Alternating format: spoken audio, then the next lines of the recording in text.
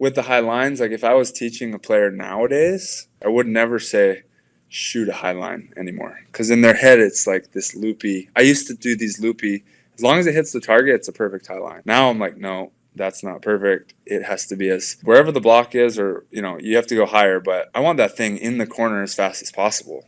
That's the best high line. If the block's huge, okay, it's going to have to be higher. It might have to loop a little bit, but the best high line guys they're hitting high lines. They're not shooting high lines.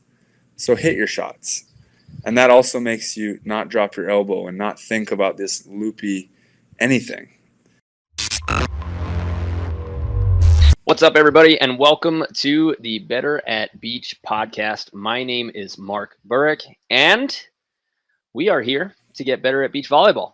And we have somebody who you guys are going to love. Our guest today is a blocking specialist, but he's also an incredible defender. He's an all-around player. He's a champion. He's an Olympian, and he just won the Manhattan Beach Open. And according to him, he's still riding on cloud nine. Needs a little more celebrating, but I want you guys to welcome. Really excited about this conversation, so don't want to waste any time. Let's get right into it. Try. What's up, man? Mark, what is happening? So, dude, thanks for having me on. Of course. Glad to have you. You guys have had us on Sandcast now twice, I think, and those are always fun, so it's nice to flip the script a little bit. Yeah, perfect. We talked a little bit off camera. It's Tuesday. We're in August. It's August 23rd, and you just won another Manhattan Beach Open. Yeah. You got your name on the pier again. It'll go up there next year. You said you're still riding on cloud nine. That's a huge win. So are you still in celebration mode, or do you kick right back into workhorse mode, or what? Yeah, I'm in I don't know what to do with myself mode. Yesterday I was like, all right, I'm not going to think about anything. Just relax for the day. And it was mostly just a family day and recovering from the party. And then today I was like, all right, I should figure out what my week has to look like with, because we have Chicago coming up soon. We got to leave next Wednesday. But yeah, I feel like in a week or two, I'm going to wish I celebrated a little more. Maybe did proper 2 days of celebrating. So we're actually going to do a recording tonight on the Sandcast, and we're bringing Trevor in. And, nice. I think he wants to bust out the whiskey, and who knows if his brother shows up and that crew. It gets dangerous if they show up. And I still haven't seen the episode that you guys shot recently. I think it was this summer. But Brandon was watching it. Yeah. And he said it was the funniest hour of volleyball he's ever been through. He loved it. Do you remember the number of that episode? Is it just Whiskey with the Crabs on Sandcast? Yeah, I would do. No, I don't remember the number. Okay. Yeah, I would just search for Whiskey with the Crabs. It was probably a year ago. And honestly, it was my favorite episode too. It was with we were talking about Olympics, and we all have such unique experiences of it. Because we had Nick Lucena there as well. Even Taylor Sander was there. He was there for indoor. Lucena was at the Olympics with Jake when he made the calls to me and Trevor. Trevor was on the golf course and threw his back out 10 minutes before Jake called him. And then Taylor's in Tokyo prison, basically, in the hotel room, getting fed terrible food. And we're all drinking and learning these stories for the first time live on the podcast. And it was pretty great. That's awesome. Now, sometimes you get a big win, right? But you have to just kick it straight on to the next tournament. Yeah. For the people who are out there and they're planning their next tournament, what is the day, if you have a tournament the next weekend, what does the day after Sunday look like for you? Because a lot of the questions we get is, how do I prepare? How do I rhythm my week? How do I work out for my week? So you won Saturday. Let's say that Chicago was this weekend.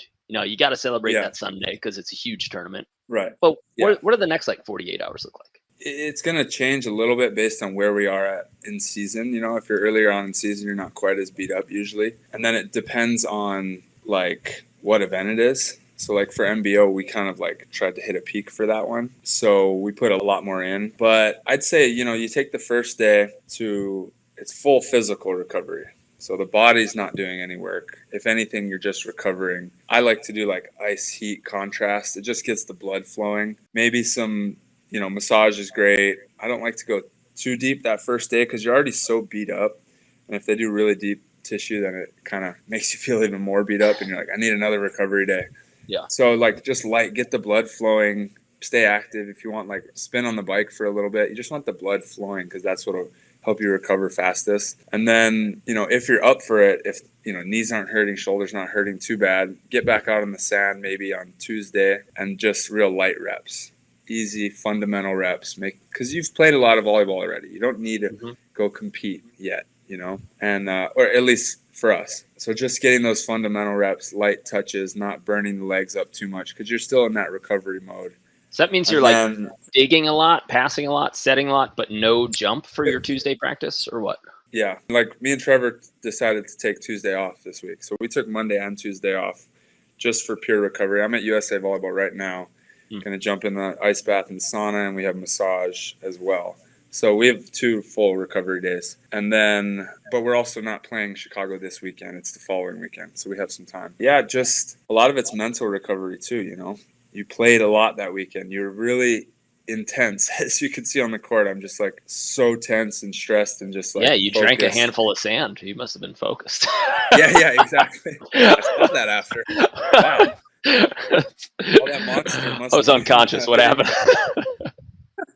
Oh, that's what I keep pulling out of my teeth. You got to decompress mentally because you're going to try to ramp back up and get that adrenaline going back up for another 3 days the following weekend. So mentally you have to take off as well. And if you just start competing right again, then you're kind of ramping up a little too early, in my opinion. Some people like playing more. I'm more of a reps guy. I like getting my reps, my fundamentals, get off the sand. I don't need to go compete a lot.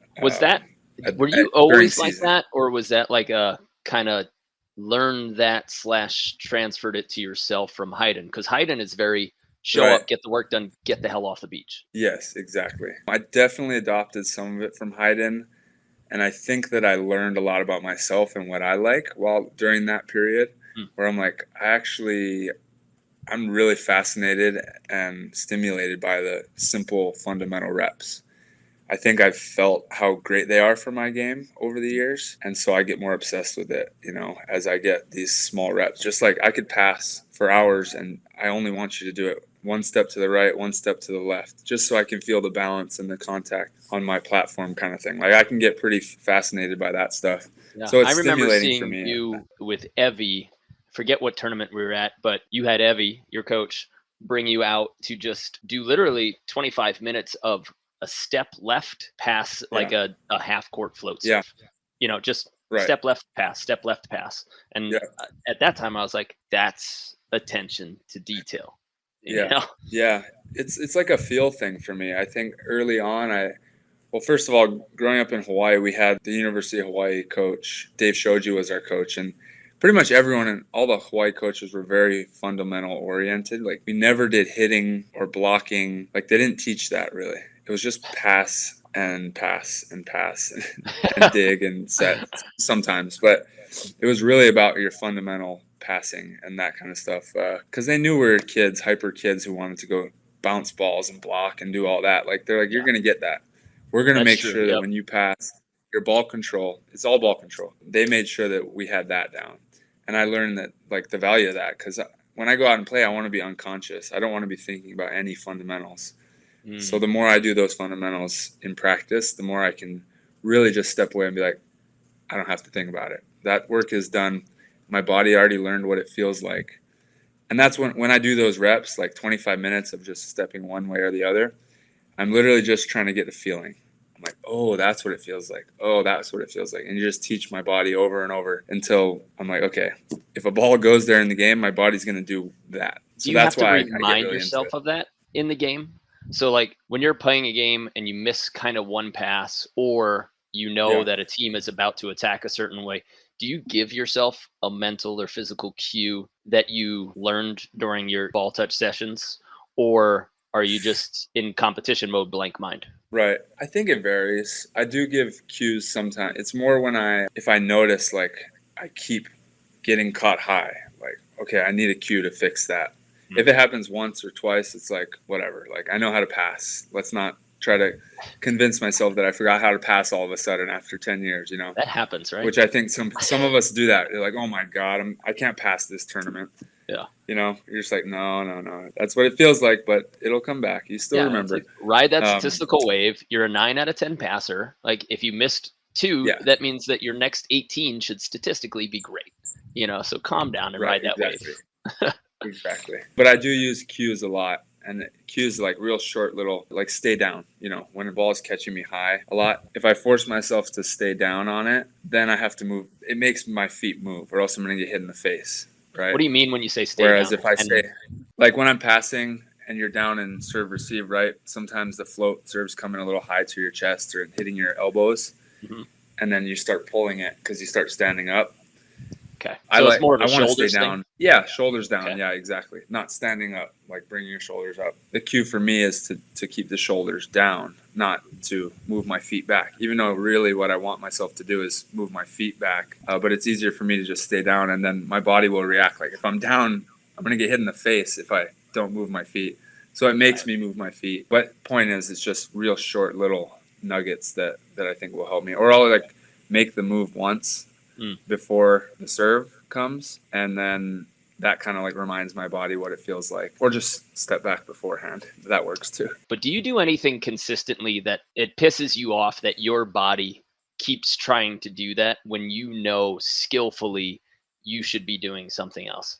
Like my body has a tendency or whatever where when I play defense, I put my hands kind of like outside my hips or almost behind my knees, and then I have to make this big move to the ball, like a big macro move. And I'm like, my hands should be comfortably in front of me. Just freaking do it, body. But anytime I don't pay attention, it slides back to that. Do you have any of those where your body's just like, God, why do you always do this? 100%. I mean, I still feel like a total rookie on defense. So I've been playing with my hand positioning and all that too, but I don't even know what I do in the games because, I'm like forgetting about it at that point. But for sure, I know I watch film, and right when the hitter contacts, I put my hands together like I'm going to dig the hard driven. And then if it comes outside of me, when I really just want to leave my hands like, out in front with some space. So if it comes to the right, my right arm's kind of already there and I fill in the gap with my left, but I still do it, hands together, and then I swing. Not all the time, and I think I've broken the habit here and there, but if you watch film, like they're coming together. And blocking too is like, I really have taken pride over the years in being able to block separately with my hands not always working in unison. But here comes that other hand when I see something with, and I start paying attention to one hand, the other hand wants to just float towards it. I'm like, no, stay there, hand. But that's just the reps. It's a feel thing. I've had this talk and study and discussion a lot about like hands coming together in front of the body on defense, because people have always said that, and they said like, hey, don't start inside, like it's going to cause shanks. And then when I watch all of the best defenders in the world and the best passers, everybody's hands are right there underneath, like together on contact. I have come to the conclusion that this is just a human thing. Your body's going to move with that. It's okay if they come together, and this whole like hands out to your side, bring your left to your right. Gold medal squared coaches told me a while ago, they're like, bodies just don't do that. Just try not to do that. And then when I started looking at like Billy Allen and then Nick and then Taylor and seeing when they're playing defense, their hands are here. They are already connected, and then they release out of that. So to me, I've settled on, I don't really care. Like if your hands are apart, okay. If they come together, you're still going to make a move. Yeah. I think you're right, to be honest. Like as much as I try to do it, there's a lot of stuff that we just need to listen to our bodies. Like our bodies kind of are smarter than our brains a lot of the times. And obviously you can train yourself to do certain stuff, but yeah, there's definitely, when a ball comes at you with heat, you're glad that your hands were already together, because you wouldn't have been able to get them together. But then when it's outside and you're like, damn, if my hand was already out there, then I would have scooped it with one arm probably. So yeah, I think you're right. There's not really any right or wrong way to go about it, but you just kind of keep tweaking and seeing what works for you, really. Yeah, I think that's probably the key is experiment. Like learn from somebody else. Take their advice. Try it. After you've tried it for a significant enough time, then is it working? But it's not like try it for 1, 2, 3 reps and be like, well, that doesn't work. It's like, you got to apply this for a week or two and see. Oh, for sure. Going on. Yeah. Is my camera working, by the way? Yeah. You're all on. Okay, cool. So let's go back to that Tuesday practice, right? You're coming back now, or for this week, it's going to be Wednesday. Because I tell people a lot, like on your Friday before a tournament, Yeah. This is when, okay, get out there for 45 minutes, light touches, you might get 15 jumps. Like, that's it. 20, okay, but pass and set, pass and set. What does a drill look like? If you're diagramming one of your many touch fundamental drills, what exactly are you doing and for how long? Yeah, so I'm listening to the body, like I said, but like if we go out for an easy practice, we'll maybe go for an hour for one of those easy fundamental practices where we're not jumping. And I'll start with passing, probably the stuff that you've seen me do. One step to the right, one step to the left, maybe a little half step back. Is that with a coach tossing underhand, hitting at you? Ideally, we have a coach. In the ideal world, I like to start real easy. So I have a coach bowling it underhand with some topspin. It's the easiest thing to pass, but it's just super easy for me to get my footwork down and just worry about the steps and not really the result of the pass or anything. Because if it's a float, then it's gonna die 6 inches or rise up on you, and then you end up having to improvise. And I just want to focus on my feet there. But then we'll get into, depending on the day, we'll get into those float serves and start applying that footwork to float serves as well. But I start easy with just a bowl, and then have someone catching, or if they want to set, if partner wants to get his setting reps there, he'll get his setting reps there. Okay, so you'll either alternate with Trevor, or he'll be the setter in that. So it's like a triangle, but a really easy, soft, slow triangle. Exactly. Slow, easy triangle. Ideally, you have some help catching and throwing to the coach, and not all of us do, but yeah, easy, simple triangle. And then the same thing when Trev's passing, I'm working on my setting, really just trying to get the legs first, because it's so easy in those drills to just hand it, just all wrist, or we could do anything. We could do it sideways, backwards when it's that easy. But I just try to go, okay, legs. I'm just setting with my legs in the beginning. And then from there, I work on make sure I'm following through all the way. Because like I said, when it's that easy, like we could flick it from our chins or from our ear, whatever. Yeah. And still make it come out clean. It's easy to get lazy with easy drills. That's such a thing that I think so many people are missing. Like, just because you're doing a slow fundamental drill doesn't mean that you move your body slow. It means like this is your opportunity to get the regular stuff flawless. Not just feel your touch and kind of go through it. It's like, hey, you have to figure out the last 1% right now. And if you're still, not squaring up, or you're not getting your feet around, or you're not doing your setting footwork, whatever it is, this is your opportunity to fix it. And I think people treat easy drills as easy, and that messes them up bad. Yeah, and it bores them too, right? But if you're really thinking real intricate in it, and you're like, legs, and then you flick one and it's perfect, but you flicked it, just from your wrists. Like for me, I'm like, damn it, I missed that rep, even though it's a perfect set. Whereas other people are like, oh, that was easy. This is boring. I want to play. But for me, it's like, no, perfect with the legs. It's all about legs right now. And then I'm like, it's all about, the follow through, the finish, and facing the right direction. And then I'm trying to put it all together at the end. And so it's like a long process. And by the time I get to like the actual nice setting of it, we're 15 minutes in. Would you say that that's kind of like the Brazilian theory of training, where it's constant repetition until feel? Because a lot of the guys that I've talked to, they're like, a lot of the Brazilian coaches, they don't teach really on technique until a technique has become a problem. It's like, feel it. Whatever you're doing, just touch it and make sure that it goes to the right spot and it feels good for you. Totally. Yeah, I've obviously had Jose for 4 years and now Leandro. So all Brazilian coaching me for a long time now. And it's a little different than me personally. We've had to kind of compromise a little bit, because I think you nailed it spot on. It's all about the reps for them. Just like real good, get 100 reps and dig it to the right spot. It's not as like precise and like for me, I have to slow them down. Drop your shoulder and then like stop your leg. It's just like, get it to the spot. Yeah, right. Yeah, right. No, for me, I love breaking it down like super precise, where in the beginning they're like, okay, let's warm up hitting balls at me. I'm like, no, that's too hard. I want you to bowl it just to my right foot. They're like, wait, what? Like, that's so easy. And I'm like, yes, just try. This is what I want. So I think I'm a little more, I like to slow it down. I like to start really easy. Like if I was playing basketball, I would be starting from 2 feet from the rim, and working on a shot. Nice. And once I make that, take a step back, which I did to see Steph Curry's masterclass, and he does that too. Oh, so maybe I stole that a little bit. Yeah. Oh, it's sick. Really? You just try to like kind of see what he does and then transfer that to volleyball. It's really easy to transfer it over. You see what he's doing, like, but he doesn't. He never walks out on the court and starts bombing threes. He starts inside. If he doesn't, he makes it, step back, makes it, step back. He has to like earn it to get all the way out to his range.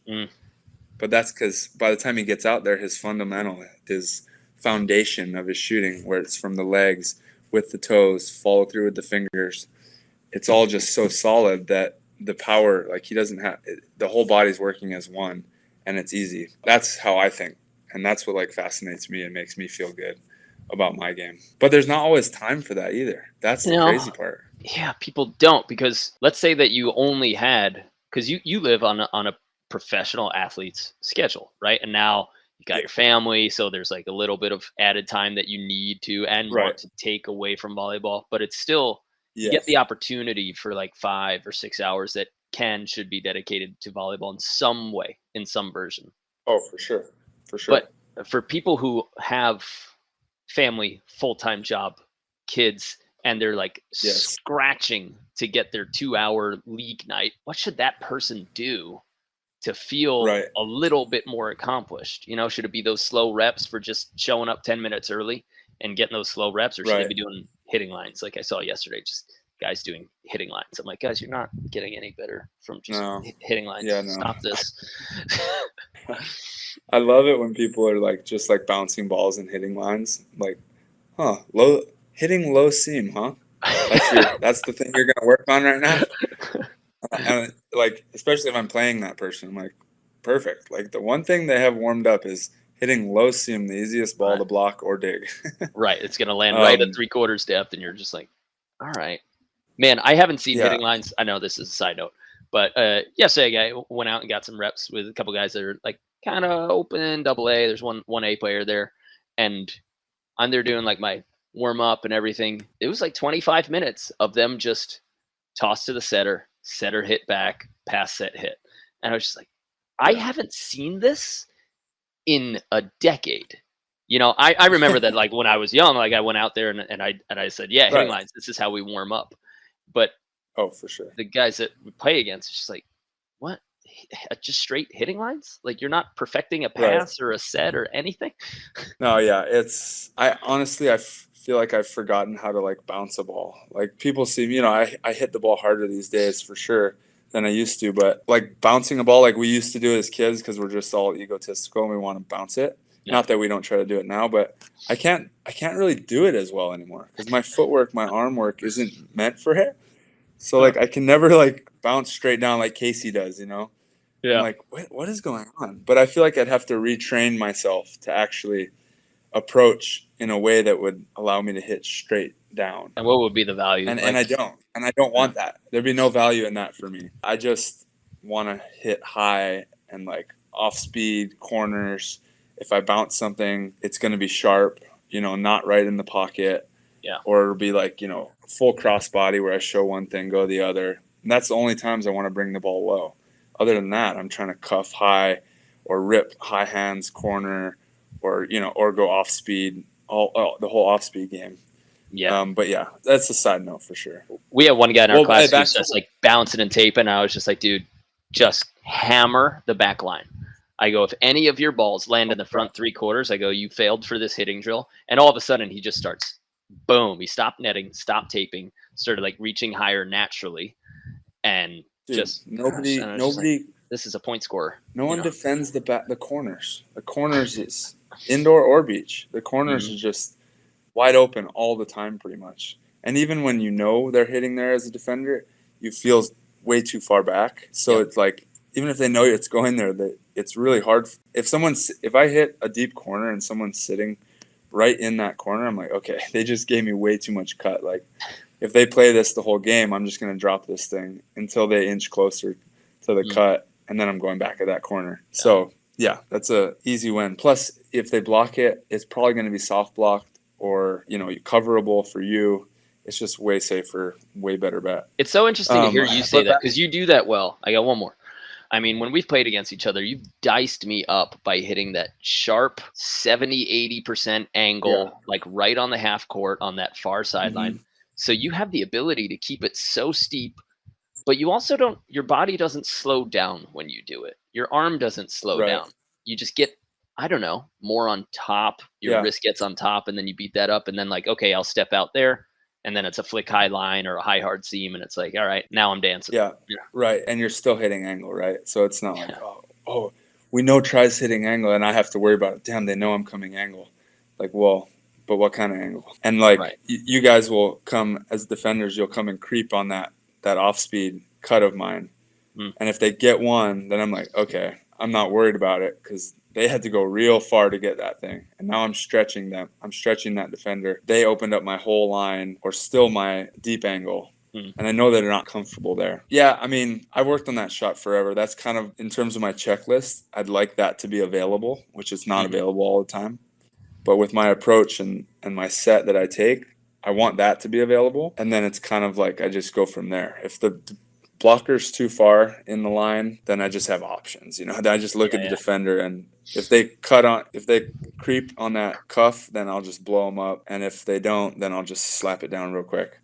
But it's hard. It's really hard. That shot is, like you said, you can't drop your elbow. You can't show it. It's just a hit, and you're hitting the side of the ball, and you're trying to make no upward movement on it. So it's not a shot. It's like a slow hit. It's just a slap down. Yeah, like a 70. Like, it's like when you're warming up, but you still want to hit down. Yeah, I don't know. Yeah, get it to just, that's how I think about it, is like, get this ball to the sand as fast as possible without hitting it. Just like slap it down there. And then you're kind of just spreading your fan of where the defender has to play. And once I kind of establish that, some people aren't comfortable going all the way to it. So then I'll just keep doing it and keep doing it. And like, you're going to have to step on it at some point, or bring your defender or your blocker all the way over. And then that's just too much line, you know? But the problem is, like, it sounds really easy, right? But good luck getting that set where you can contact it high and above the net enough to where you have that angle, and not far enough inside. Because if it's too far in, then you don't have the angle, you start losing it. And that's when I make errors, is when I force it, when I'm already lost that angle. Yeah. And when you try to like dice it too much, or you put like too much fancy spin on it instead of pat down, you know, but you have to have, you definitely have to have a certain amount of vertical, certain amount of height to be able to accomplish that. Yeah, the set has to be there consistently, so that, because if you hit that shot once, you're not going to pull a defense over there. It's that third time where the digger's like, God, all right, I'm going to jump on this time, you know? Exactly. So once doesn't count. Like, everybody can hit any shot once, right? But establishing it allows you to then create a much more versatile offense. Right. Yep. Because then they're having to react to you. They're not. The defense isn't really dictating what happens. They're making moves based on what you've set up, and now you get to choose where you go from there, kind of thing. But yeah, why do we practice the fundamentals? So we can get to the point where we're contacting the ball where it's possible to hit that shot. If everyone just goes out there and does that, but you can't pass, you're not even going to have the opportunity to hit that. When I see players like practicing swinging and they just bomb away, like we talked about, like hitting lines, I go, look at Steph Curry, look at Kobe Bryant, who have told you that they've spent hundreds of hours shooting nothing but free throws. That's one shot. Right. Now, every other shot, they've also practiced that, and it's in a row. It's not just moving around constantly, chucking things at backboards. It's sitting there from one spot, dialing it. And if you have never spent enough time to say, I'm going to hit the same ball 20 times today, if you've never done that with your game or your practice, you're simply not going to improve, because you can't find what that feels like. Or maybe you won't have the confidence to do it because you don't know and understand every bit of the feeling. I completely agree. I think that takes us back to like our original point here, which was like, how can you get those reps, right? Like, maybe some people who are doing it who are going out and playing after work just don't have the time to get those reps or whatnot. But even if it's small, like what I would do is, and I do this because I like to get these reps. I call it calibration, right? Jose Loyola loves that word now. He laughs at me. He's like, what? Try, you going to go calibrate today? And that's all it is. It's just like, I would come maybe 30 minutes early, or even 10, 15, or even just 5 minutes where I step out on the court and I start hitting shots, just trying to hit target, trying to get a good contact on my hand. Every day I'm kind of working on something different. It might be a serve. I'm not even standing on the back line. I'm not jumping. Let's say I'm working on a serve. I start halfway in the court, standing on the ground, and I'm just tossing and trying to contact high, follow through in the right direction, not even really worried about the target yet. Okay. And then once I get that follow through in the contact, okay, now I'm trying to get it at the target, just down the line. And then I do the same thing, but I change my contact point a little bit. Now I'm hitting straight down the middle, trying to hit the buckle, and then I'm trying to go cross court. And then I'll do that from the other serving position on the other side of the court if I have time, you know, in the middle too. But that really takes, let's say you hit 5 in each side, that's 30 swings total. You can get that done in 5 to 10 minutes. Well, if you have the balls, if you got the ball bag, there. yeah. Yeah, that's the problem. If you don't have a coach like throwing them back to you, or you have ball bag and then you have to go shag it. But even if it's one cart and every time you go out, you get one cart in before you play, those reps are going to be huge and they're going to stack up over the years. Right. Or over the season or whatever it is. If you showed up 5 minutes before everyone starts, you're always out there, what I call calibrating, for 5 minutes. By the end of the year, you're going to be better fundamentally, and you're going to be playing better volleyball. You're going to have hours more focused reps on certain things than somebody else. Exactly. People don't. I think April Ross was the first one who said something like that. She goes, think about massage and foam rolling. She goes, I'm going to do it, even if I could do it 2, 3, 5, or 10 minutes. But even if I do it 2 or 3, right, minutes add up. And by the end of the year, with me foam rolling 2 to 3 minutes a day, I've got a few hours. That's hours of massage that I've given my body over the year. So she's like, it counts. If you can just get it in a little bit. Then when you annualize things, it always like makes it look bigger and you're like, oh, that's actually really impressive. But 2 minutes at a time doesn't seem impressive. So then you don't give it any importance. So you don't do it. When you think, well, if I just multiplied this times 365, what would that mean? Yeah, no, that's a great way to look at it. I really like that actually.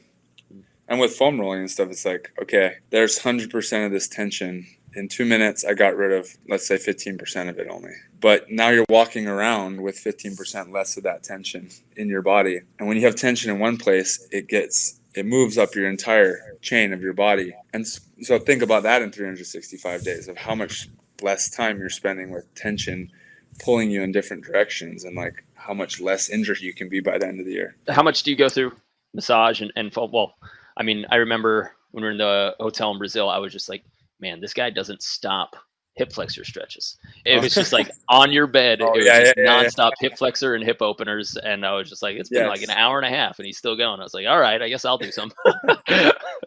You're like, I'm getting a little uncomfortable here with these hip thrusts. Keeps thrusting over on his bed. No, I did that a lot and I still do it. That's like probably the one thing that I took from college. Because when I was younger, I didn't have as much muscle and I had a lot of back problems. I had to get 2 epidurals because of herniated discs that I had in college. 2 epidurals? If my second epidural didn't work, I was gonna have to get surgery on it, and it ended up working. But one of the things that like I always noticed worked right away was my hips. If my hips get tight, my lower back starts seizing up. Okay. So that like put in my head, like, I don't want this lower back stuff. And it just made it a habit. And it's similar to what we were just talking about. I'm just going to do it every day. Not when my back hurts. This is just my nightly routine. This is my warm-up routine. Even though it looks really funny, the ones that I do, I just committed to it years ago. Like, I'm going to do my hip mobility exercises every day. It's part of my warm-up and before I go to sleep. And that's what you were saying. It's just me. It wasn't even my back hurting. It was just, this is what I do before I go to sleep, and I still do it, 10 years later. Man, it's crazy how much the hip flexors and being in the sitting position, how much damage it does to your vertical and then over time, just like the back injuries. If people added a little bit of glute activation and lots of just all hip openers, 10 minutes a day, like there go your back problems. They'd be gone. And I know for me, when I'm doing that on a regular basis, I'm golden. And then all of a sudden I let it slide because you feel like, you know what, it hasn't bothered me. I haven't felt any tightness. And then you don't keep committing. And then it comes back and like, shoot. And then the pain reminds you instead of it just never being there. Yeah, exactly. You know? That's why I like doing creating routines and stuff, like your warm-ups. When I have something big that I learn, like with the trainers, they're like, dude, you keep locking up here because there's this and that. I'm like, okay, boom, added to my warm-up. So now it becomes a daily thing. It's not like, okay, I'll go do that today. It's like, no, that's something that's going to be added to the routine daily, or my night routine. I do a stretching before I go to sleep, and then I try to stretch after practice too. But warm-up routine, which includes a lot of mobility, stretch after practice, and then before I go to sleep, I do a stretching routine. How long is your stretch routine before bed? Is it like a 10, 15-minute thing? I'd say, some days I just enjoy it a lot. Like, it actually puts me to sleep. Like, you guys should try it. Like, go and do like a real deep, nice stretch where you're like breathing and like present with your muscles, right? Because you're trying to feel it. You're trying to feel where the tension is and really get in there. That's actually like a very mindful thing to do. You're kind of meditating because you're feeling something and you're trying to pay attention to that. You're not like daydreaming about something else. You're like, I'm trying to get right where it hurts here and put my hip here and my knee. It's kind of a meditative thing. And then when you lay down and you're all stretched out, you're like, oh, that feels pretty good. And then you just pass out. So I've made it part of my routine in that way for that reason as well. No. But it's not that far from your couch, right, to your floor. It's like, just sit on the floor and just do this. I do it on my bed, actually. And I keep a stretching strap right. I keep a stretching strap right next to my bed as well. So what a good idea. That's such an easy fix. Like, I leave it right on the nightstand. Knock one nail in your wall, leave the stretching strap there, and then at least it's easy to do these things. Setting up your you're already laying there. You're just like, I don't want to stretch. But then it's like, I could just grab this strap and just pull my hammies. Then you at least feel good about yourself a little bit. Some days I'm literally so tired. I'm like, I make myself do it, but it'll be 2 minutes. And then other days it just feels good to just do it for 15. But I'd say average 5 to 10 minutes. Nice. What do you think is one thing that you thought you were doing right early in your career that now you know, or now you think, man, I shouldn't have done that? Like, that was what people were telling me to do, and that's what I was trying to do, but I was way off. Oh, that's a really good question. Well, first of all, with defense, I blocked for so many years, and I played a lot. Like I said, I grew up being passing and defensive oriented, ball control oriented. So I was always like, I can defend. But I never got the reps. And when I got out there, I was like, wow, this is really hard. Like, I'm not that good at defending. So there was a ton of stuff that if I had gone out there alone, I would have done it a certain way. And then I got reteached by, Jose or whatever. Mike Dodd, I had helped me a bunch of people over the years, of some coaches back in Hawaii, whoever I could learn from.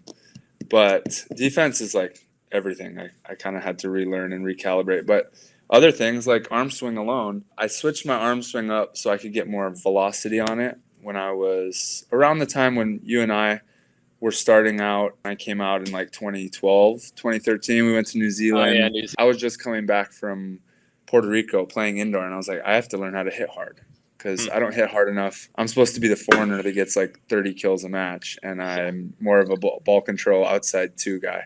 Yep. I was trying to contact the ball way out in front of me more, which helped me get more gas on it, but it made my point of contact really low when I was like reach straight up 12 o'clock contact point kind of guy, but I couldn't get heat from there. So I kind of brought that out. And how did you fix it? So you were starting to get velocity, and now you're trying to stay higher. I lost the height that I had. My height was good.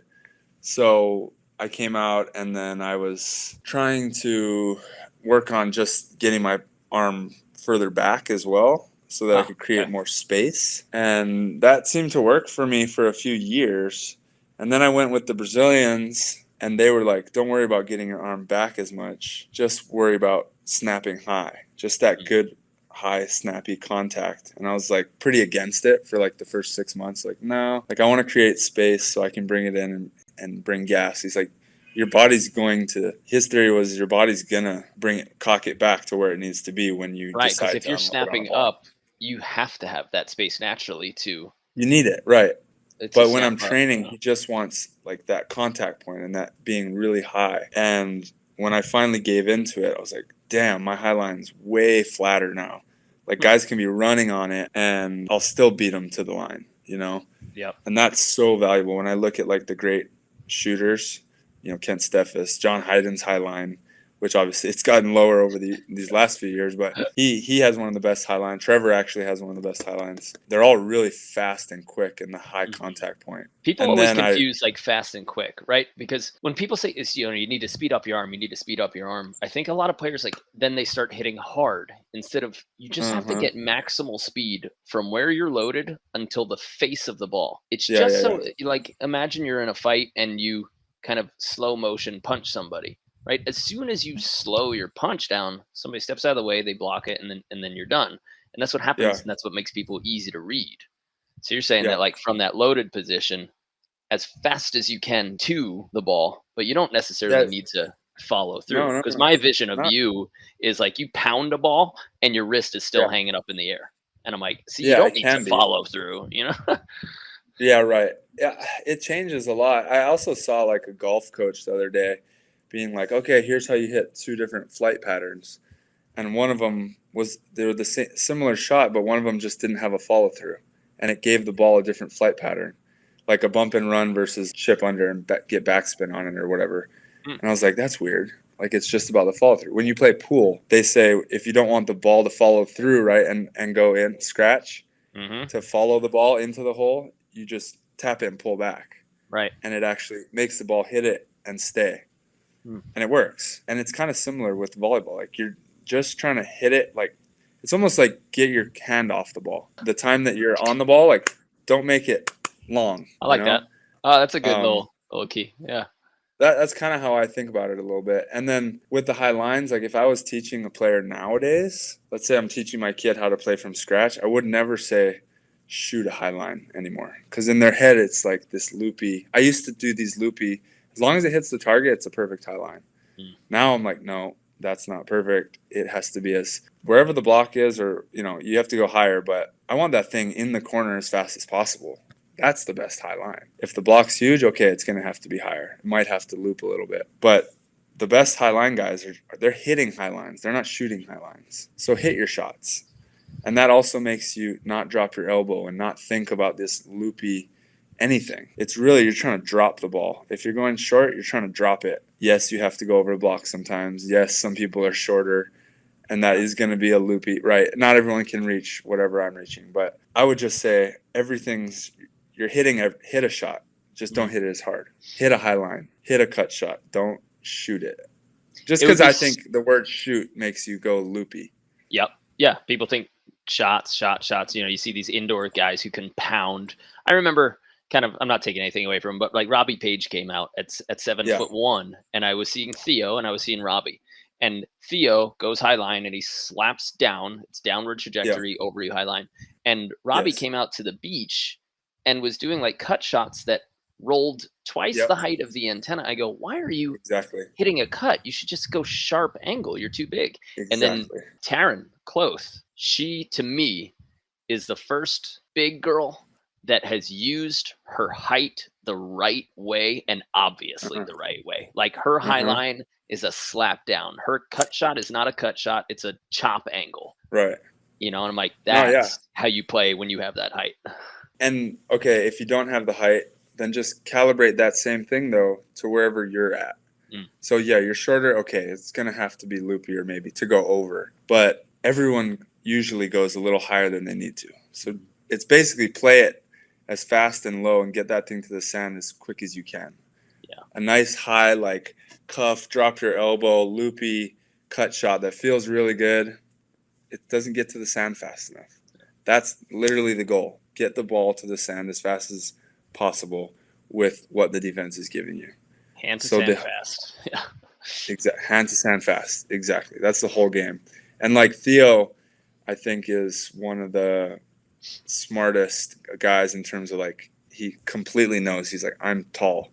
I'm not going to bring the ball down low with you guys. Like it's very clear to me. Whereas there's so many guys that are touch as high as him that just are too stubborn or too dumb, I guess, to figure it out. And I love it because I'm, 6'5" blockers, especially on the World Tour, is not very big. And I just love it when those big guys come down and play with me. Because if they don't, I'm like, this is just so frustrating. Sometimes I think that comes from the fact that there's a bunch of 6'1", 6'2", 6'3" guys who are coaching some of the world's best and tallest and highest jumping athletes. And so they like kind of do what they did. And they're like, look, you put that little bit of spin on it. We need for the 7-footers, we need more 7-footers who have done it at that level, saying like, this is how you play a big man's game. You know? Exactly. Ideally, you have the coach who can actually see that without needing the experience. But the 6'1", 6'2" guys has to think about it if he was playing on a girls' night. Like, would you still play that same game, or would you just slap everything down to the sand as fast as possible? Probably do the second. Do you think shorter players should set tighter and lower, or should they set more off? Like, do you think that there is a prime height or distance from the net for shorter players? No, I don't think so, because I think it's got to change. Dude, set a short player tight with a big block. Good luck. That's going to be tough with a good big block. Obviously, some short players are great with the block. Like, they can see it so well because it's so big and in front of them. But that's like those big dumb blocks too. There's some big dumb blocks where, hey, go put me up there. I'm down. I want to challenge them all day. I'll tool them. I'll go under them. I'll go through them. But then there's the big smart blocks. And you're like, no, let's stay back and make them move their feet now. Because as I come off the net, now the angles change for them. And they can't just smother me from one place. Yeah. Pull it off the net, maybe push it an extra foot outside, an extra foot inside. Now you're adding footwork in for them. And it's hard for blockers to move their feet. Not all of them do it. So it can work well against a certain level of blocker. But then once blocker increases, then it's like, it's not going to work against this guy anymore. Yeah, but it also, like, for example, I'm on the World Tour. If I play Phil, he eats me up when I'm set too tight. And if I just come in barreling, because he can just take so many angles, right, with just one simple block. So I can pull it off. I've pulled it off at times and had a lot of success going around him, under, over, because now I just made so many more things for him to worry about. But then, like, funny because people think that when they're set tight, they think that they have more angles. You have more angles to the sand. Off more, though. Yeah. But when you're set off, the blocker has a wider fan. From the ball, the blocker has a wider fan to deal with. If you really think about the angles from the net, from the ball to the sidelines, if you step off the net, that fan gets bigger for the blocker to be able to touch both sides of that fan. Yeah. If you get tighter, he can touch the whole fan with two hands right there on top of the ball. It's like if I had a flashlight behind my hand and I were showing it to the screen. Exactly. I'm this tight, so no light comes out. But the further away I go, the more you can see kind of lights. Exactly. Yeah. You need to see light when you have a Phil Dahlhauser. Yeah. Or else you're just going to be playing in the dark all day. And but you got to switch it up, because, like, okay, I'm still on the World Tour, but then I go against Ivandro. No offense, Ivandro, but just as big of a block, but not nearly as good. Like hand positioning, skills, joust, sealing the low angles. So that a small guy might want to go tee off against that, go through him, challenge him, joust him, a less skilled block maybe. You might want to do that. So there's not like a certain one thing fits all. And then it might be that particular day where the defense is setting up well on the tight ball, because that's going to change what the defender does as well. So they're on you. They're on that beat of you setting tight. They both on that same timing. Now you're setting it off, and it throws them off. Yeah. So you changed it up. And if they have a beat on you, then that's a great change. I remember Casey Jennings was like, I forget who he was playing with, but he was playing against Ryan Doherty, and he wanted to challenge those angles. So he told his partner, like, set me at 10 feet, 11 feet. He goes, I'm going to tempt him to peel. And if he doesn't peel, like, I'm going to sizzle him, So he took a look at the big guy and he's like, set me even further off the net, because some big guys might be good blockers or take up a lot of space, but they might be terrible. I mean, I think most people are terrible at peeling. Yes. But terrible at peeling. So it's just like, hey, if I get him to leave, then I don't even have to deal with it. All I have to do is hit a medium ball at his head. He's going to gaff it. That's a perfect example. Exactly. Like a Doherty that can seal a lot of space, but if he's dropping, you like your odds, or if he's even way off. He's not like he's seeing you and making real fast hand movements at the net. So if you're far off, he's kind of just posting up there, and you can tee off of him and go around him. He's not going to be like diving, like stuff that I'm doing, being like shifty and tricky and getting really low and disappearing for a second. So yeah, Casey's great. So that's a perfect example. All right. I know you got recovery. So just two last questions. And I want to pick your brain for blockers and defenders. But from the adjustments that you've made coming up the ranks and things that you kind of thought you had to do? Because you did say on defense, but I kind of want to lock you into one specific movement or position or mindset or vision that you really had to adjust in the last 5 years. Of what fix specifically did you make on defense that you think would be really valuable to all of the upcoming juniors, Bs, As, double As? Okay, yeah, I've learned so much. I learned something like literally Manhattan here the last 2 matches or so. I feel like something clicked for me a little bit with something my coach has been working on with. So like the 2 last matches, I've learned something new. I'm always learning. There's always more to learn. And that was just starting deeper in the court, being comfortable starting closer to the sidelines and then moving my weight forward. Because all these years when I was working with my other coach, it was more lateral movements. And we'll kind of start here, go there, and it's lateral. But I couldn't stay balanced enough to where I felt comfortable and on my toes where I could break out of it easily. My current coach moved me back and made me move a lot along the sidelines with my back to the sideline. And I'm like, I feel so far back here. Like, if a ball comes at me, it's out. Like, this feels weird. But then I started like creeping in forward and my vision was better. And then if my weight's forward and I see a high line, now my weight's already forward and I'm on my balls, my feet.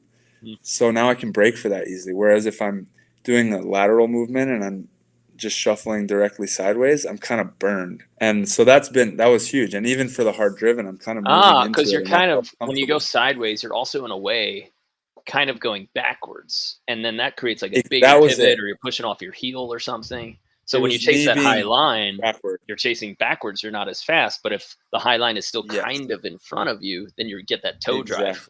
Exactly. And I even talked to Dodd yesterday. I saw him at breakfast, and I told him that. He's like, your defense looks way better. It's coming along. And I was like, yeah, like I've been working on staying back and finally figured out how to get my weight forward. And he's like, your weight being forward will make you go backwards faster. I'm like, wow, that's interesting. And I totally feel it. So that's something I'm working on right now. I've only really been able to apply it well for the last 2 matches. It's paranoid, right? Too, because then you feel like you're opening up that cut shot, or you're too far away, or somebody's going to bounce a couple balls in front of you. And then when they do that, you get that mindset like, man, should I have been tighter than that? Should I have been a little bit tighter? Right. But then if you're hitting that steep, weight's moving forward. Yeah. So like me standing 2 feet back is just as with 2 feet backwards with my weight forward is I can get to the same cut shot as me standing 2 feet forward, but my heels are neutral or my weight's back. And I can still break for that high line. And then if it comes high, hopefully I'm good with my hands where I can bring them up. But I'm far enough back where I don't really need to worry about. Like, you get in that tweener zone where you don't know if your hands should be up or down. Yeah, you're getting throated. Yeah. But when you're deep, you're just kind of committed to it being – you're getting throated, yeah. You're kind of committed to them just being down, and it just helps me commit a lot. I like that. When you say that, it makes me think of like Sorum. I feel like he always kind of starts really far back, and then Nick as well starts like his heels on the back line in serve receive and in defense. And you're like, how are you still getting all these on defense? He's charging at you while playing defense, and I was always like now I'm looking back like, why am I only realizing that now? Like, Nick's been doing it this whole time. Like, why didn't I try it? And it's still a work in progress, The juking is different too, because the defender is still moving. So offensively, you're still not quite sure where they want to be, but it's less of this like shoulder bob side to side. And now they can walk into whatever position they want to be in. And it still makes you sort of insecure as an offensive player. Yeah. Think about like taking a diagonal step forward isn't really throwing you off balance and then changing like your center line too much. You're still there ready to dig. You took a step diagonally forward and then you replace that foot and now you're still kind of in the same spot forward. Whereas if you took a step sideways, you're fully like changing your center line, your balance, and now you have to rebalance. Yeah, or follow. I don't know. That's how it feels for me. No, I'm feeling that exact same thing with mine. Because for me, it came from like libero mentality, right? Like I belong on 12 feet just wearing it. So this is where I should hit hard-driven balls.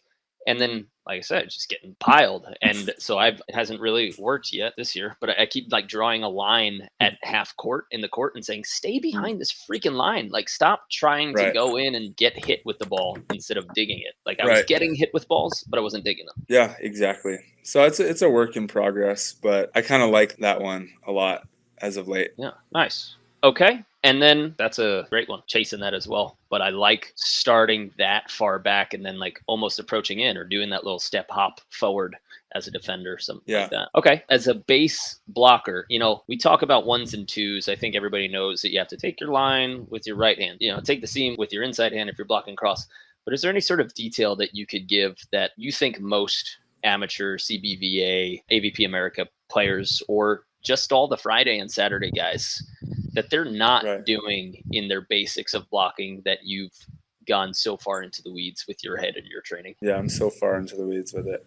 It's so complicated. Or, it can be. There's so many intricacies that you can get into, which I love. Well, first of all, like you said, there's the line block. Your right hand, let's say you're on the right side and your outside hand's on the ball. Your other hand hopefully isn't too close, and if you could translate or say in a totally different way, hand on the ball, because I've heard that a lot. And I feel like to somebody new or even 5 years in, they're like, what does that mean? Do you have a different way to say that? Right. Yeah. Yes. So like, are you cutting off a certain space behind you? Are you thinking what's behind you? Yeah, I think I'm thinking of the space behind me. Like, I feel where the line is, and I'm drawing a line from the ball to that line, the sideline, and I'm making sure that my line hand is just in it and shaping back either down or towards the court, into the court. That would be me being on the ball. Where if they hit it at the line, let's say 3/4 of the way back, like let's pick that point. Okay. 3/4 of the way back to the back line, to the corner. Like, that would be my line hand. And then my other hand is going to be around shoulder width, and this is with like a normal set and just taking some of that seam, so not letting them hit too much seam. But there's the opposite of that, which is now I'm setting up my seam hand where I'm really know that I want to take a lot of that seam, take a lot of the court from my partner. That's my first priority, and I'm pressing with that, and then I'm leaving my other hand dragging a little bit in that low line. What scenario would you do that in?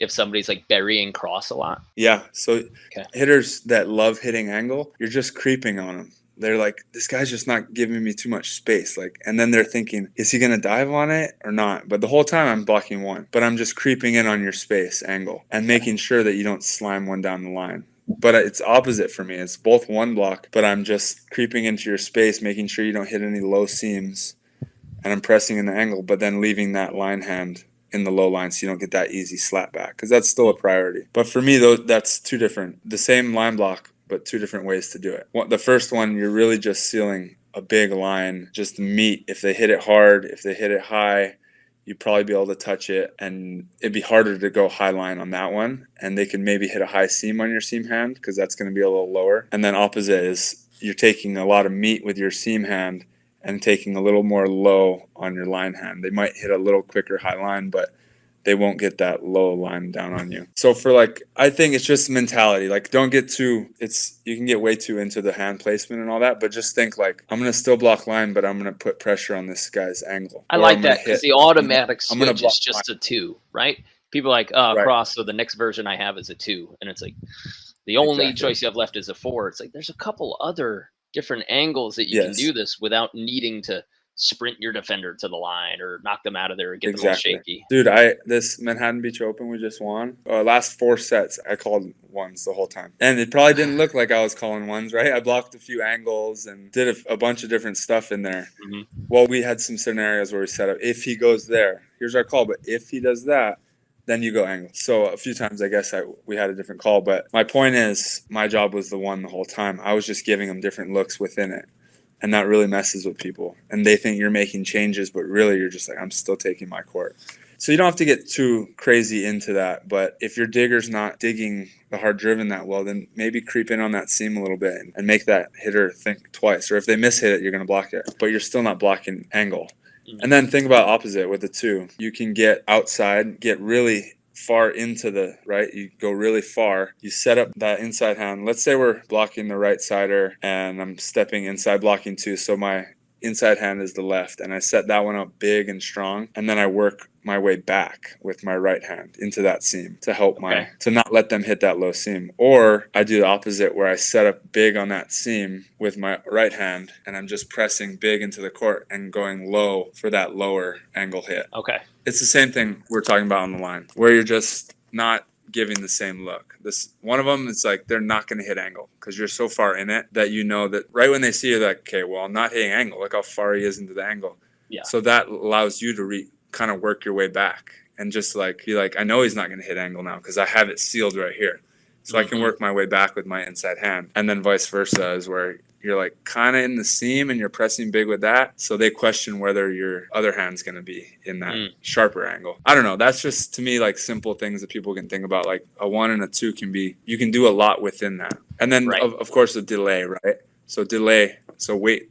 This is something I really want to talk about. Like, because I think most players, especially after working with Rich Lambourne, and he was like showing me some tape on Jake and tape on Andy, and he was just like, look how late they're jumping. Like, if you show somebody that you're definitely in their line, they won't try to challenge you hard line. So it's almost like you're wasting space by penetrating there. Maybe now if you show them early and you know that they feel you in their line, maybe this is the time to do a delay and reach up and try to like just touch a high line as high as you can. Or how do you think about that? Yes. No, I think that's a great way to put it. There's certain times where you know the blocker sees you and feels you and they're like, okay, I know that you're taking that. So which as a blocker, now I'm like, well, now I don't need to take that.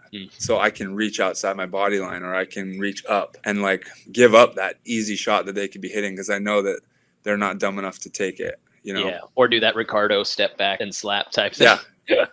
That's when guys get you. They make you look dumb where, you know, you hit like a baby line and they dropped or they did a full delay and you're just literally just popped it right to them and then just spike it back in your face. Yeah. You're like, wait, what? How did that happen? Like, why would I do that? I know. That was so stupid.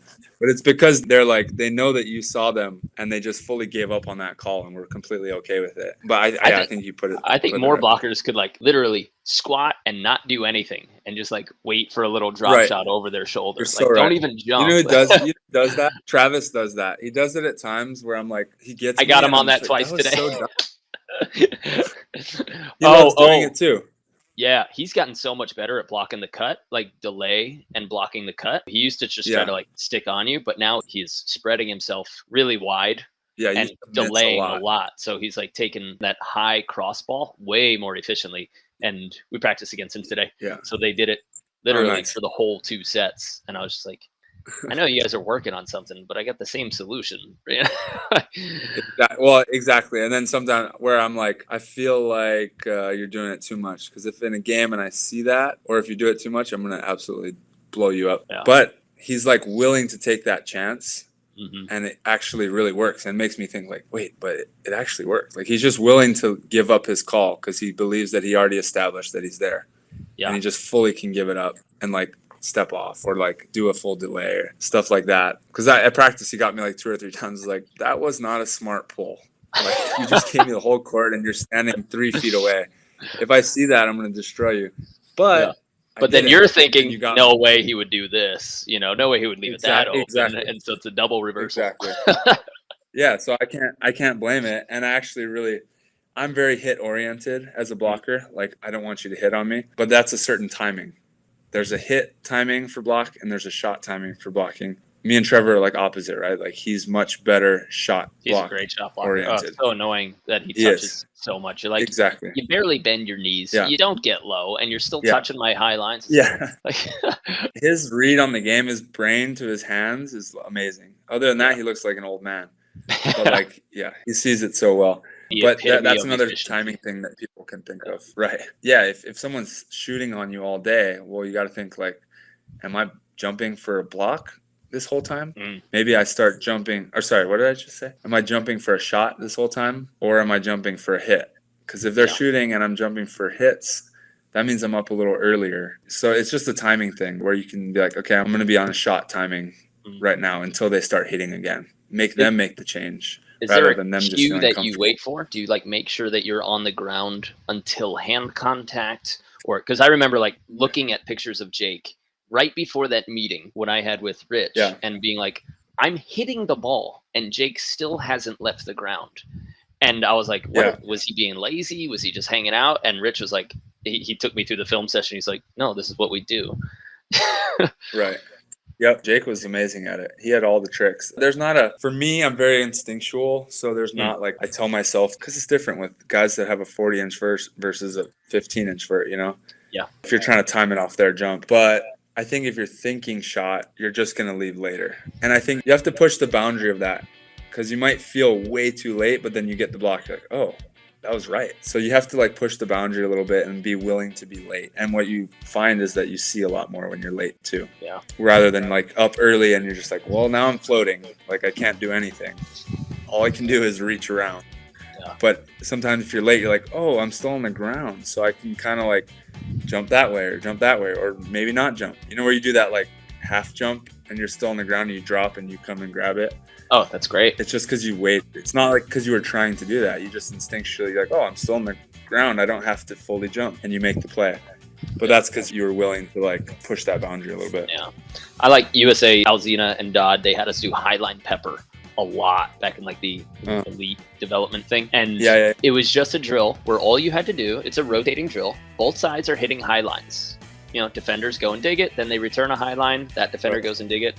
But we all had to stop if anybody got touched on the block. And so people were learning how to just reach as high as they could, because it didn't matter if they got a kill. Like all you had to do is touch the high line. And so I think that drill alone teaches people like, this is how you can try to stop a high line instead of pressing and then reaching. I don't think that's always the answer to the high line. I think it's just doing that high basketball jump and swatting as high as you can without a penetration. Yeah, exactly. So like if you jumped on the hit and then you saw them, so you're already penetrating and then you saw them shooting, yeah, you're going to do that like press to up. Yeah. But if you're willing to just play the shot or just playing the shot, yeah, I think it's going to be more back, like you said, that kind of basketball swat or whatever you want to call it. Nice. Yeah. Cool, man. It's fascinating. It is.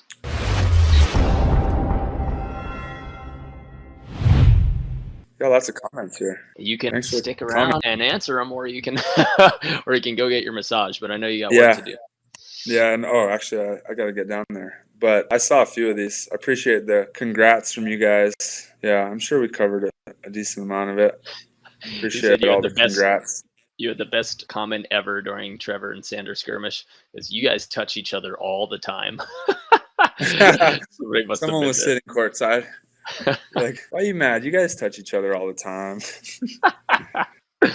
I was like, actually, like, Taylor was so pissed. I was like, damn, like, this could turn into a little something. But he actually, I think he kind of got himself out of the zone there. Usually he's great with that stuff. Yeah. But he wasn't his best version after that, which was great for us. Yeah, nice one. Yeah, someone asked, what did we learn about Taylor that got us locked in on him? Honestly, Taylor, I don't think he played his best match. That's kind of what happened. We stayed steady, stayed in our game. He got a little stubborn hitting at me, and I knew he would because I lipped him, dug him, hard driven, and I was like, he doesn't like that, and I don't think he believes I could do it twice in a row. So I'm sitting right back in the pocket, and then I did it again, and I was like, he doesn't think I can do it 3 times in a row. And he sat in the pocket, lipped it again. Yes, he's making me look good. But no, it was more, Taylor's usually playing amazing. As you saw, they beat us in Atlanta. So it wasn't like we found a secret about the guy that we can exploit. Like, oh, we got him now. That's always fun. Definitely not the case. So many people just want to understand the dynamics of the Trevor and Taylor relationship and be like, do they hate each other? How much do they hate each other? Like, it's clear that they're brothers, but like, would they throw down on court? Have they thrown down at home? It's always fun imagining brothers versus brothers. Yeah, I grew up with them. So they definitely fought growing up and they played together. They just did not get along at all. You know, Trevor's being the older brother, like, what the fuck are you doing? You know, do things better kind of older brother. Taylor obviously was like probably the more talented one at the time, plus more talented indoors and all that. So he's just eye rolling his brother, plus wanting to do the party life and all that. Whereas Trevor was like, I can't do the party life like and pull it off like you. So like, I'm going to do the serious way. And that just clashed. And so that's why it was tension there. But they live together now, and Trevor really has adopted like as my brother. Like I only get one of these, or they have another brother, but you know, two brothers, and they're super good at leaving it on the court. Like pictures after Taylor's there for the whole celebration, and they're really good at leaving it on the court. They realize that it's entertaining. Like speak your mind, go at each other on the court, and be a man enough to leave it there. They're pretty good at it now. Nice, cool. That's all good, dude. Thank you so much for your time. Appreciate it. We'll see you on the sand, man. Good luck in Chicago. I'll be over in Aspen, do the mother load. Oh, I've heard good things. I want to play that one day. It's been on my bucket list for a long time, and unfortunately, I have my first opportunity to play it. Yeah. Good stuff. Right on. Thanks for the show and all the stuff you're doing for the sport, bro. Cool interview, guys. Really happy to have Try on. We sort of came into beach full time around the same level, and obviously he has performed at a crazy world-class level. He's gone through adversity. He is crazy focused and addicted to fundamentals, to strategy, and it shows in his game. When you dedicate yourself hardcore to doing all the right things, it's really nice to see, and as you can tell, cool guy. So that was an awesome interview, and I got a lot of those tips. The things that you see that you need to be aware of, different hand placements for blocking, coming forward on defense, right? Instead of getting in there and kind of on your heels when somebody has to hit hard, having that forward movement on defense. I like that. It's something I've been working on in my game, but instead of drawing a boundary, I think I'm going to go with a little bit of Try's advice for next little bit and see if I can start way back in the court and slowly make my way up through the point. Really like that. Just before this podcast was filming, I just got off of the group meeting with the players in our complete player program. We are currently working on defense. We're in the third week of defense. And when you're a part of that complete player program, we take you through every one of our courses: passing, setting, arm swing, attacking, blocking and peeling, defense, serving, and of course our 68 max vertical jump program, where we really help people get to the next level physically. So if you want to check out any of that, you can see what it looks like, betteratbeach.com/coaching. We also have a bunch of pages that tell you specifically about each course. But when you join the program as a member, the cool part is that we're working with you twice a week in video meetings. So in this meeting, we had 16 people show up and did live Q&A. And when we do that live Q&A, it's you're asking your specific questions, and me and my coaches are answering them. But also during those Q&As, we take you a little bit through the course. And what we do a lot of is video analysis. Because as you heard from some of this interview, it's not always easy to know what you're doing right or what you're doing wrong without a coach or without a third eye. Sometimes you think you're doing it, but then somebody else looks at it and they say, you're way off, right? That's what we do with our complete player program members. You film your games, your practices, the drills that we give you from within whatever course we're talking about at that time, or whatever offense or defense or blocking. So you film those drills. And then in our group, people take the links from the private Facebook group that they've posted it in. And then we get to go over the video analysis. So we take a look at your game, your skills, your technique. Today specifically, we were going over movement on defense. And there were a few players who were not quite stable before they moved. And there were a few players who really were rising out of their run when they're chasing on defense. And they were doing the right footwork, so they thought they were doing it right. But then when we looked at their torso and the height that they ran at, we realized that they were missing a bunch of digs because of it. So we're able to fix that for them and then give them their next set of video homework, and then they can come back and post it again. So our members post their videos in our Facebook group. Within 24 hours, me and my team of coaches, we all go into that private Facebook group. We comment, we help them based on the videos. And then if they want that little extra push, we have our 2 video meetings per week that you can really vibe with us, converse with us, dig deeper into those answers and into your game. And today we also talked a lot about how to balance your physical training with your ball training.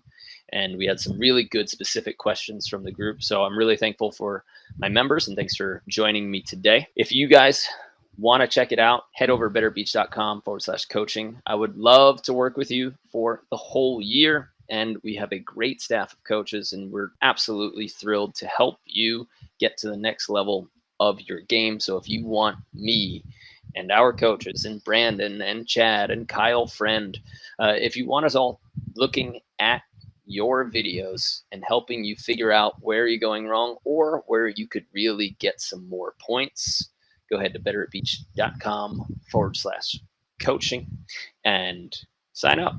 And I'll be seeing you live in meetings. Okay. Quick announcement about our camps. Every camp so far is more than halfway sold out. Some of them are sold out. Those are happening. The October camp is sold out. We have 2 in November, and 1 in December, and January as well. Those are going to sell out pretty quick. Once people start realizing that there's only a few spots left, those are going to get sold out, especially the December 26th and January 1st camp. So we'd love to see you in Florida, hang out with you for 7 days of training, tournaments, some beach volleyball parties, but lots and lots of hanging out with pros, getting coached, and training and tournaments. Those are happening in Florida, and we're also looking for some new places to set up and get a nice beach hotel where we can run those camps. So I would love to see you at a camp. If you can't make it for a full week and you want to bring us to your hometown to run a clinic for either a group of like 12, 15, 20 friends, or your juniors club, your facility, get in touch. Head on over to betterbeach.com/clinics. We just need 12 people committed for 1 full day. That's 3 2.5-hour sessions, and it's $250 a person. And that's it. As soon as you can commit to that, then we will fly at least one of us out there to run a clinic for you, your coaches, your players, or your playing group. And would love to hang out with you for a couple days there as well. If you ever have any questions or you need something, shoot me an Instagram at Mark Burik. You can shoot our company an Instagram message, Better at Beach Volleyball on Instagram, or feel free to email support at Better at Beach, and we can tell you more about our programs. We can tell you more about how to set up a clinic, what our camps are like. Any of that, I'm more than happy to help you. We've got a great staff set up, and I'm so excited for this year. And I just wanted to say, finally, thank you guys so much for this season. It hasn't been over yet. It has not been a great competitive season for me or for Brandon, but what has made it special has been showing up to all the events and you guys coming out, saying hi, saying thank you, saying I love your videos. It's so cool to be able to go to the volleyball events and feel like we've done something for the game and that people are appreciating all of the hard work. It's been a lot, and it's really cool to be, I don't know, in your living rooms, in your cars, and become a part of your game. I don't take it lightly. We don't take it lightly, and I'm so appreciative of you and everybody reaching out, saying hi, saying thank you. So from the bottom of my heart, really appreciate you guys being here and listening and giving your attention to us, and we hope every day that we earn it. So that's all I have. Reach out. Until next time, see you on the sand.